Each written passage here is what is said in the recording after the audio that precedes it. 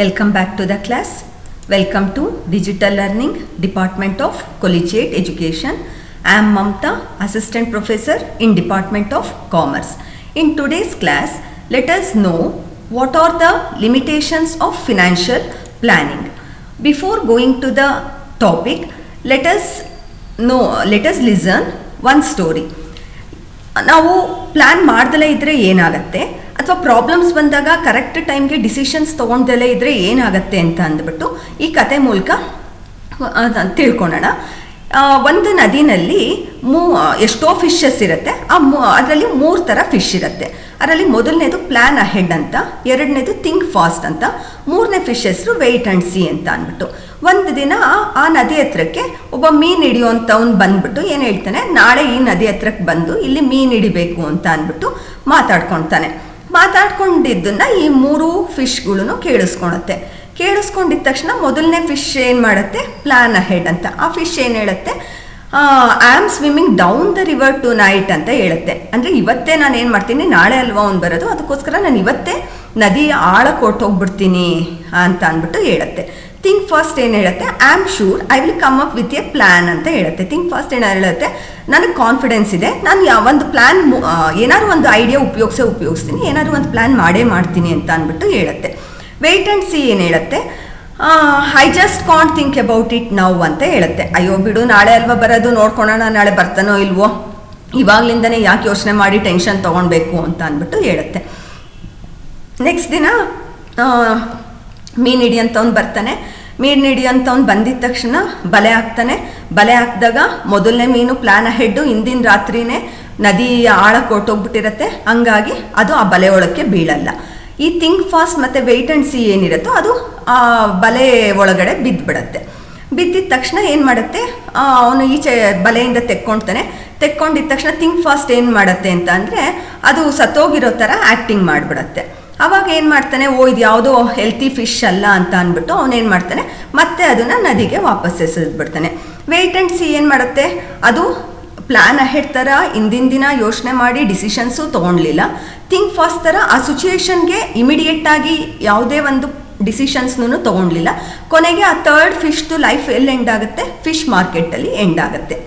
ಅಂತಂದರೆ ಇದರಿಂದ ನಾವೇನು ಅರ್ಥ ಮಾಡ್ಕೊಳ್ಬೋದು ಅಂತ ಅಂದರೆ, ನಾವು ಸ್ವಲ್ಪ ಮಟ್ಟಿಗೆ ನಾವು ಫೋರ್ಕಾಸ್ಟ್ ಮಾಡ್ಬೋದು, ಮುಂದೆ ನಮಗೆ ಏನು ಪ್ರಾಬ್ಲಮ್ ಬರುತ್ತೆ, ನಮ್ಮ ಬಿಸ್ನೆಸ್ನಲ್ಲಿ ಏನೇನು ಪ್ರಾಬ್ಲಮ್ ಅರೈಸ್ ಆಗ್ಬೋದು, ಕಾಂಪಿಟೇಟರ್ಸಿಂದ ಪ್ರಾಬ್ಲಮ್ ಬರುತ್ತಾ, ಅಥವಾ ಕಸ್ಟಮರ್ಸ್ ಎಕ್ಸ್ಪೆಕ್ಟೇಷನ್ಸ್ನ ಮೀಟ್ ಮಾಡಬೇಕಾಗಿರೋಂಥ ಪ್ರಾಬ್ಲಮ್ಸ್ ಬರುತ್ತಾ, ಅಥವಾ ಪ್ರೊಡಕ್ಷನಲ್ಲೇ ಪ್ರಾಬ್ಲಮ್ ಬರುತ್ತಾ ಅಂತ ಅಂದ್ಬಿಟ್ಟು ಮುಂಚೆನೇ ಯೋಚನೆ ಮಾಡಿ ಆದರೂ ನಾವು ಡಿಸಿಷನ್ಸ್ನ ತೊಗೊಳ್ಬೋದು. ಅದಕ್ಕೆ ಪ್ಲ್ಯಾನ್ ಅಹೆಡ್ ಅಂತ ಹೇಳ್ತೀವಿ. ಇನ್ನೊಂದು ಕೆಲವೊಂದು ಸಿಚುಯೇಷನ್ಸಲ್ಲಿ ಏನಾಗುತ್ತೆ ಅಂತ ಅಂದರೆ, ನಾವು ಎಕ್ಸ್ಪೆಕ್ಟೇ ಮಾಡಿರಲ್ಲ, ಆ ಥರ ಪ್ರಾಬ್ಲಮ್ ಬರುತ್ತೆ. ಫಾರ್ ಎಕ್ಸಾಂಪಲ್, ಇವಾಗ ಕರೋನಾ ಬರುತ್ತೆ ಅಂತ ಅಂದ್ಬಿಟ್ಟು ಯಾರೂ ಎಕ್ಸ್ಪೆಕ್ಟೇ ಮಾಡಿರಲಿಲ್ಲ. ಸಡನ್ನಾಗಿ ಕರೋನಾ ಬಂತು, ಎಷ್ಟೊಂದು ಬಿಸ್ನೆಸ್ ಎಲ್ಲ ಡೌನ್ ಆಯಿತು, ಈ ಥರ ಪ್ರಾಬ್ಲಮ್ ಅರೈಸ್ ಆಗುವಂಥ ಚಾನ್ಸಸ್ ಇತ್ತು. ಆವಾಗ ಮನೆಯೆಲ್ಲ ಡಿಮಾನಿಟೈಸೇಷನ್ ಆಯಿತು. ಅದು ಅಷ್ಟೇ, ಯಾರೂ ಎಕ್ಸ್ಪೆಕ್ಟೇ ಮಾಡಿರಲಿಲ್ಲ, ಸಡನ್ನಾಗಿ ಡಿಮಾನಿಟೈಸೇಷನ್ ಆಯಿತು, ಬಿಸ್ನೆಸ್ ಎಲ್ಲ ಡೌನ್ ಆಯಿತು. ಈ ಥರದ ಸಿಚುಯೇಷನಲ್ಲಿ ನಾವು ಯಾವ ರೀತಿ ಡಿಸಿಷನ್ಸ್ನ ತೊಗೊಳ್ಬೇಕು ಅಂತ ಅಂದ್ಬಿಟ್ಟು ಯೋಚನೆ ಮಾಡೋವಂಥ ಸ್ಕಿಲ್ ಇರಬೇಕು. ಈ ಥರ ಸ್ಕಿಲ್ ಇದ್ದರೆ, ಈ ಥರ ಏನಾದರೂ ಒಂದು ಇನೋವೇಷನ್ ಅಥವಾ ಕ್ರಿಯೇಟಿವಿಟಿ ಇದ್ದವ್ರು ಮಾತ್ರ ಈ ಮಾಡ್ರನ್ ಕಾಂಪಿಟೇಟಿವ್ ವರ್ಲ್ಡಲ್ಲಿ ಸಕ್ಸಸ್ ಆಗೋದಕ್ಕೆ ಸಾಧ್ಯ ಆಗತ್ತೆ ಅಂತ ಹೇಳ್ತಾ ಇವತ್ತಿನ ಟಾಪಿಕ್ ನೋಡೋಣ. ನಾನು ಮುಂಚೆನೇ ಹೇಳಿದೆ, ಇವತ್ತು ನಾವೇನು ಕಲ್ತ್ಕೊಳ್ತೀವಿ, ಫಿನಾನ್ಷಿಯಲ್ ಪ್ಲ್ಯಾನಲ್ಲಿ ಏನೇನೆಲ್ಲ ಡಿಸ್ಅಡ್ವಾಂಟೇಜಸ್ ಇದೆ, ಏನೆಲ್ಲ ಲಿಮಿಟೇಷನ್ಸ್ ಇದೆ ಅಂತ. Limitations of financial planning, advantages and disadvantages, merits and demerits. ಇದು ಪ್ರತಿಯೊಂದು ಬಿಸ್ನೆಸ್ಸಲ್ಲಿ ಆಗಿರ್ಬೋದು, ಪ್ರತಿಯೊಂದು ವಿಷಯದಲ್ಲೂ ನಮಗೆ ಎಲ್ಲಿ ಅಡ್ವಾಂಟೇಜಸ್ ಇರುತ್ತೋ ಅಲ್ಲಿ ಡಿಸ್ಅಡ್ವಾಂಟೇಜಸ್ಸು ಇದ್ದೇ ಇರುತ್ತೆ. ನಮ್ಗೆ ಒಳ್ಳೇದು ಮಾತ್ರ ಬೇಕು, ಕೆಟ್ಟದ್ದು ಬೇಡ ಅಂತ ಅಂದರೆ ಆಗಲ್ಲ. ನಮಗೆ ಇವಾಗ ಯಾವ ರೀತಿ ನಮ್ಮ ಜೀವನದಲ್ಲಿ ಸಂತೋಷನೂ ಇರುತ್ತೆ, ದುಃಖನೂ ಇರುತ್ತೋ, ಅದೇ ಥರ ಬಿಸ್ನೆಸ್ಸಲ್ಲೂ ಅಷ್ಟೇ ಲಾಭನೂ ಇರುತ್ತೆ, ನಷ್ಟನೂ ಇರುತ್ತೆ, ಬೆನಿಫಿಟ್ಸು ಇರುತ್ತೆ, ಅಷ್ಟೇ ಪ್ರಾಬ್ಲಮ್ಸು ಇರುತ್ತೆ. ಪ್ರಾಬ್ಲಮ್ಸ್ ಇದೆ ಅಂತ ಅಂದ್ಬಿಟ್ಟು ನಾವು ಸುಮ್ಮನೆ ಕೂತ್ಕೊಂಡ್ರೆ ಏನು ಸಾಧ್ಯ ಆಗಲ್ಲ. ಹಂಗಾಗಿ ನಾವೇನು ಮಾಡಬೇಕಾಗತ್ತೆ, ಇರೋಂಥ ಪ್ರಾಬ್ಲಮ್ಸ್ನ ಓವರ್ಕಮ್ ಮಾಡಿಕೊಂಡು ನಾವು ಬಿಸ್ನೆಸ್ನ ಸಕ್ಸಸ್ಫುಲ್ಲಾಗಿ ರನ್ ಮಾಡ್ಕೊಳೋದಕ್ಕೆ ಯೋಚನೆ ಮಾಡಬೇಕಾಗತ್ತೆ. ಈಗ ನಾವು ನೋಡ್ತಾ ಹೋಗೋಣ, ಫಿನಾನ್ಷಿಯಲ್ ಪ್ಲ್ಯಾನಿಂಗ್ನಲ್ಲಿ ಏನೆಲ್ಲ ಪ್ರಾಬ್ಲಮ್ಸ್ ಇರುತ್ತೆ, ಏನೆಲ್ಲ ಡಿಸ್ಅಡ್ವಾಂಟೇಜಸ್ ಇರುತ್ತೆ ಅಂತ ಅಂದ್ಬಿಟ್ಟು. First problem is difficulty in forecasting. ನಾನು ನಿಮಗೆ ಲಾಸ್ಟ್ ಕ್ಲಾಸಸ್ಸಲ್ಲೇ ಹೇಳಿದ್ದೀನಿ, ಪ್ಲ್ಯಾನಿಂಗ್ ಅಂತ ಅಂದರೆ ಏನು? It is four seeing the future ಅಂತ. ಅಂದರೆ ಮುಂದೆ ಏನಾಗುತ್ತೆ ಅಂತ ಅಂದ್ಬಿಟ್ಟು ಫೋರ್ಕ್ಯಾಸ್ಟ್ ಮಾಡೋದೇ ಪ್ಲ್ಯಾನಿಂಗ್. ಆದರೆ ಯಾರಿಗಾದ್ರೂ ಕರೆಕ್ಟಾಗಿ ನಾಳೆ ಇದೇ ರೀತಿ ಆಗುತ್ತೆ ಅಂತ ಅಂದ್ಬಿಟ್ಟು ಫೋರ್ಕ್ಯಾಸ್ಟ್ ಮಾಡೋಕ್ಕೆ ಸಾಧ್ಯನಾ? ಇಲ್ಲ. Future is uncertain. ನಾಳೆ ಏನಾಗುತ್ತೆ ಅಂತ ಅಂದ್ಬಿಟ್ಟು ಇವತ್ತು ಗೊತ್ತಿರಲ್ಲ. ಆದರೆ ನಾವು ಪ್ಲ್ಯಾನ್ ಮಾಡೋದು ಯಾವ ವಿಷಯವಾಗಿ? ನಾಳೆ ಏನಾಗುತ್ತೆ ಅನ್ನೋದನ್ನೇ ಪ್ಲ್ಯಾನ್ ಮಾಡಬೇಕಾಗತ್ತೆ. ಅದಕ್ಕೋಸ್ಕರ ನಾವು ಏನೇ ಕರೆಕ್ಟಾಗಿ ಎಷ್ಟೇ ಪ್ಲ್ಯಾನ್ ಮಾಡಿದ್ರು ಫ್ಯೂಚರ್ ಅನ್ಸರ್ಟೈನ್ ಆಗಿರೋದ್ರಿಂದ ನಾವು ಏನು ಪ್ಲ್ಯಾನ್ ಮಾಡಿದೀವೋ ಅದಕ್ಕೆ ತಕ್ಕಷ್ಟು ನಾವು ಅಂದ್ಕೊಂಡಂಗೆ ಆಗಲಿಲ್ಲ ಅಂತಂದರೆ that also becomes one of the problem of financial planning. Next, difficulty in formulating plans. ಏನು ಡಿಫಿಕಲ್ಟಿ ಇನ್ ಫಾರ್ಮುಲೇಟಿಂಗ್ ಪ್ಲ್ಯಾನ್ಸ್ ಅಂತ ಅಂದರೆ, ಈಗ ನಾವು ಪ್ಲ್ಯಾನ್ನ ಮಾಡೋದು ಅಂತ ಅಂದರೆ ಸುಮ್ಮನೆ ಬ್ಲೈಂಡಾಗಿ ಕೂತ್ಕೊಂಡು ನಾವಿಷ್ಟು ಫಂಡ್ಸ್ ಬೇಕಾಗ್ಬೋದು, ಇಷ್ಟು ಇಲ್ಲಿಗೆ ಇನ್ವೆಸ್ಟ್ ಮಾಡೋಣ, ಈ 1 ವರ್ಷದಲ್ಲಿ ಇಷ್ಟು ಪ್ರಾಫಿಟ್ ಬರುತ್ತೆ, 5 ಇಯರ್ಸ್ನಲ್ಲಿ ಇಷ್ಟು ಪ್ರಾಫಿಟ್ ಬರುತ್ತೆ ಅಂದ್ಬಿಟ್ಟು ಬ್ಲೈಂಡಾಗಿ ಪ್ಲ್ಯಾನ್ ಮಾಡೋದಕ್ಕಾಗಲ್ಲ. ನಾವು ಪ್ಲ್ಯಾನ್ ಮಾಡೋದಕ್ಕಿಂತ ಮುಂಚೆ ಏನು ಮಾಡಬೇಕಾಗತ್ತೆ? ಫಸ್ಟು ಕರೆಕ್ಟಾಗಿ ಎಸ್ಟಿಮೇಟ್ ಮಾಡಬೇಕಾಗತ್ತೆ, ಎಕ್ಸಾಕ್ಟ್ ಇನ್ಫಾರ್ಮೇಷನ್ಸ್ನ ಕಲೆಕ್ಟ್ ಮಾಡಬೇಕಾಗತ್ತೆ, ಡೇಟಾನ ಕಲೆಕ್ಟ್ ಮಾಡಬೇಕಾಗತ್ತೆ. ಆ ಡೇಟಾ ಕಲೆಕ್ಟ್ ಮಾಡೋದು ಪ್ರೈಮರಿ ಡೇಟಾ ಆದರೂ ಆಗಿರ್ಬೋದು ಅಥವಾ ಸೆಕೆಂಡರಿ ಡೇಟಾಯಿಂದನಾದರೂ ಆಗಿರ್ಬೋದು. ಫಸ್ಟ್ ಅವ್ರ ಇನ್ಫಾರ್ಮೇಷನ್ ಎಲ್ಲ ಕಲೆಕ್ಟ್ ಮಾಡಬೇಕಾಗತ್ತೆ. ಯಾವ ಸೋರ್ಸಸ್ಸಿಂದ ನಾವು ಫಂಡ್ಸನ್ನು ರೈಸ್ ಮಾಡಬೇಕು, ಯಾವ ಸೋರ್ಸ್ಗೆ ನಾವೆಷ್ಟು ಕಾಸ್ಟ್ ಇನ್ಕರ್ ಆಗುತ್ತೆ ಅಂತ ಅಂದ್ಬಿಟ್ಟು ಎಕ್ಸಾಕ್ಟಾಗಿ ಕ್ಯಾಲ್ಕುಲೇಟ್ ಮಾಡಬೇಕಾಗತ್ತೆ.